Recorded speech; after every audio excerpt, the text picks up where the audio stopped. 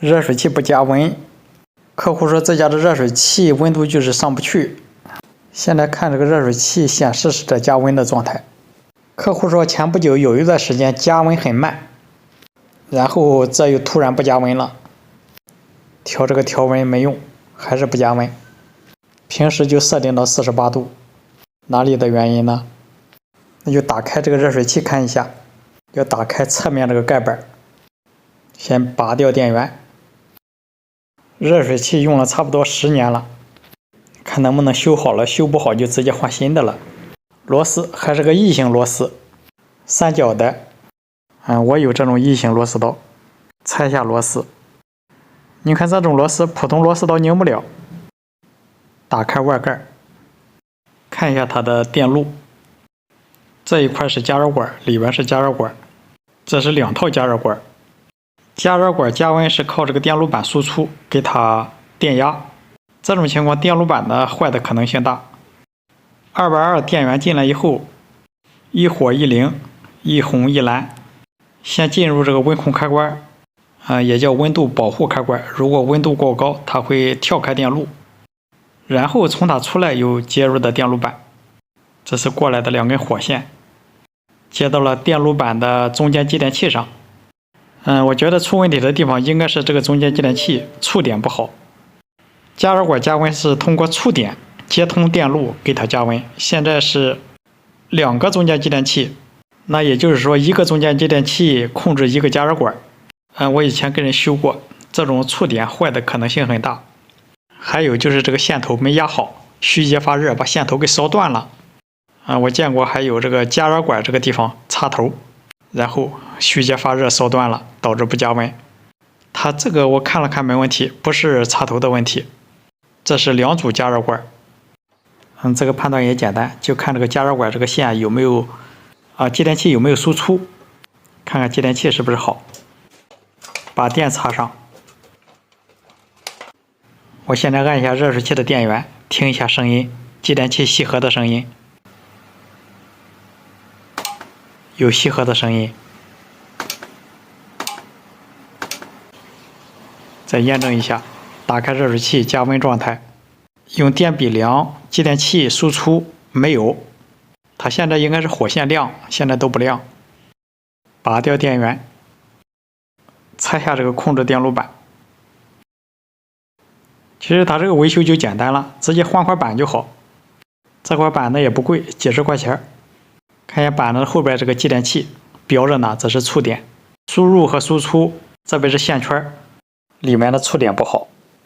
就是手里有继电器，换2个继电器也行，用一个烙铁就搞定了。但是这东西现在手里没有，知道它坏了修不了，或者是换整个一块板，换电路板省事光插头一拔就完事。客户的意思就是少花钱，能修起来就行，能用就行。还得安全。过段时间换新热水器。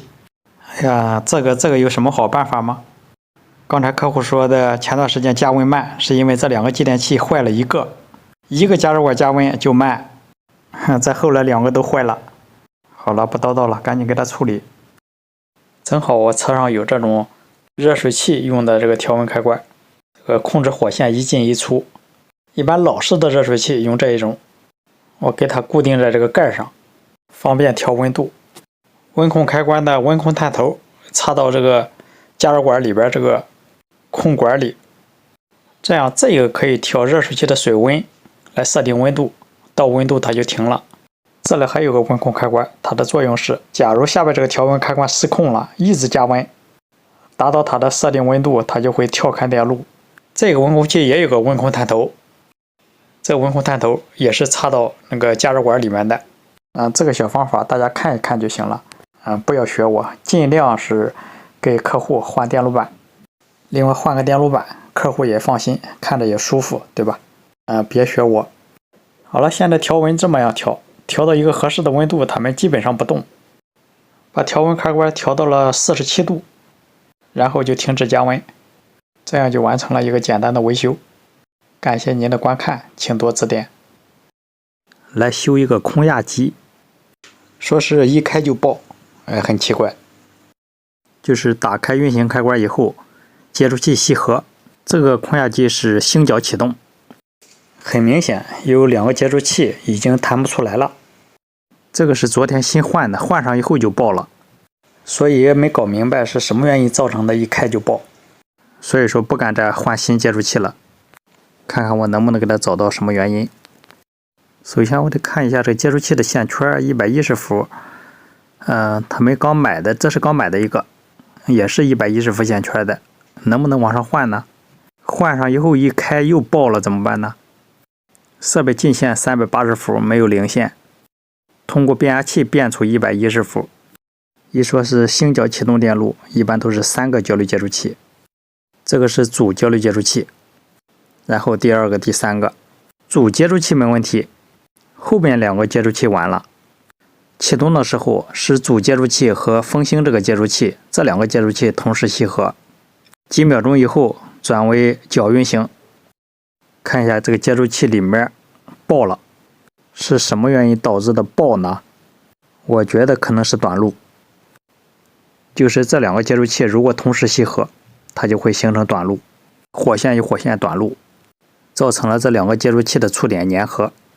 先把电机线拆掉，就是我想把它这个新的件换上，然后不接主线，看能不能运行。我现在先测一下这个电机有没有问题。这6根线，您说一开就爆，接触器和电机有关系吗？先做一个调零，6根线接的是3组线圈，测量每一组线圈的阻值是不是一样，不到1欧，应该都是正常的。电机没问题。你看一下，我拆下这个接触器以后懵了，它这个接触器跟我想象的不一样，跟我以前见的都不一样。它侧面带了一个辅助出头，这个很稀罕，很少见。再看到这个接触器上面这个东西，我又懵了。我把线槽盖拿开看一下，没见过这个东西。我看了一大顿，我才知道这是个时间继电器。头一次见。还有这样接法的，它是让这个风星接触器兴起的时候运行，然后几秒钟以后断开。我是真没想到。你说像这种时间继电器如果有问题的话，去哪买呀？都没见过。它这个接触器我还没见过，反正这个得给它换。等一下看怎么处理。开始我们认出来是时间继电器，是因为它箱体上还贴了一个电路图，虽然标的不是很清楚，但是我能看出来那是个时间继电器，就是它的线圈，这个就是那个交流接触器，上面是时间继电器的触点，来控制这个接触器吸合。你看，直接接到这个交流接触器线圈上了。特别是这个辅助出头，我是第一次见。你看一下这个辅助出头，它是跟谁是一家的啊？我把它从这个接触器上撬下来了。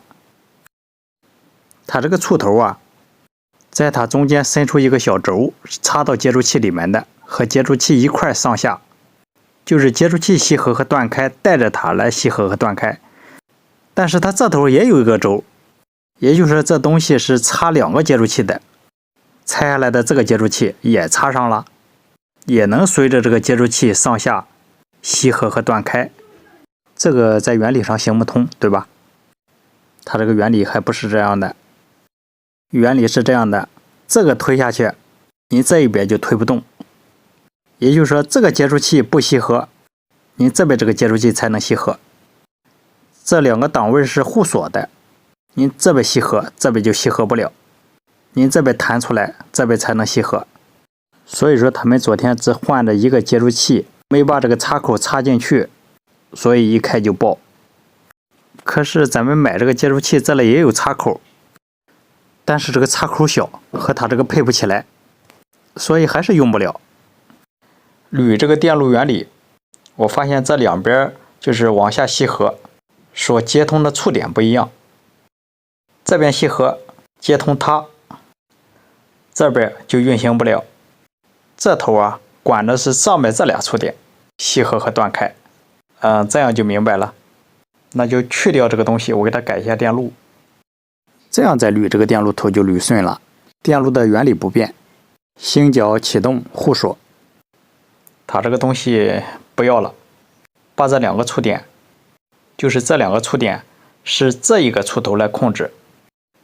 那把它分开就行了呗，这两个，它控制的触点，直接用这个接触器来控制，就不要这个触头来控制了，就这么改。我想把这两根线接到接触器的长臂触点，那这样行不行呢？测一下上边这两个触点，它们俩是一组，现在不通，手动让它吸合和断开，看看表针。吸合以后是断开的，所以说这两个触点要接长臂触点。这样很好，正好这个接触器余出来一个长臂触点，把这两根线接到接触器的长臂触点。这也是没有办法的办法，因为它这个接触器很少见，而且很贵。况且我这样改，原理上是没问题的。把这两个接触器都拆下来了，换了新的。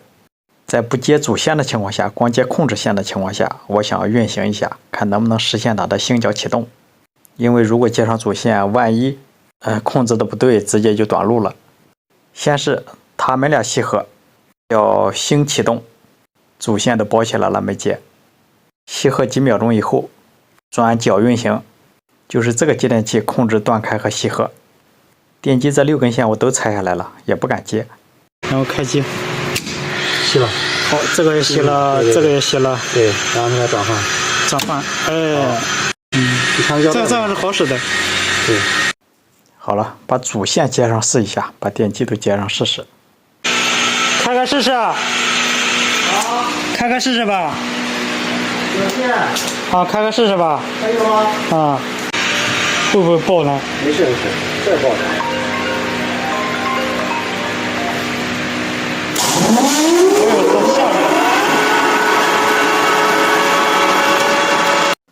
哎呦，我天哪，吓我一哆嗦！一启动吱一声，那个声音特别大。现在设备运行正常。它这个故障应该是里面的电器件老化导致控制短路，换了新的继电器应该就没问题了。感谢您的观看，请多指点。